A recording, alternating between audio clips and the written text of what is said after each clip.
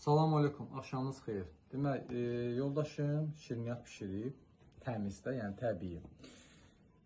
Siz də yeyə bilərsiniz. Nə qatmısan buna? Bir dənə məlumat ver. 2 dənə banan, bir paçka gerkules, gerkulesi blenderdan keçirmişəm. Bir dənə kivi, 5 dənə də alma. Onlar meyvələri çorkadan keçirmişəm. Yumurta, 2 dənə yumurtanı qəşəng qarışdırmışam onlar bir-birinə. Bir dənə qabartma tozu, bir dənə də 2 dənə də belə vanil. Vəsə, tökmüşəm belə listə. Bəs balı Hasan?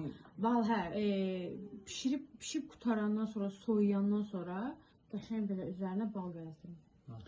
Onu da deyək ki, yəni pəhrizdə olanlar, diyeta saxlayanlar, sağlam, düzgün qidalananlar, yəni bundan rahatlıqla yeyə bilərlər. Burada şəkər yoxdur. Yoxdur. Bir də onkoloji xəstələr, bax onlara şirniyyat olmaz deyə biləm, ümumiyyətlə bədənə şirni lazımdır.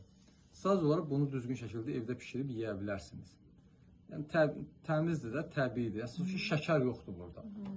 Bir də ki, kim istəyər özü hazıra evdə. Bizi resepti, yəni sizə dedik ki, necə hazırlamışıq. Düzəldə bilirsiniz, gözəl, düzəldin. Çalışın özünüz düzəldin.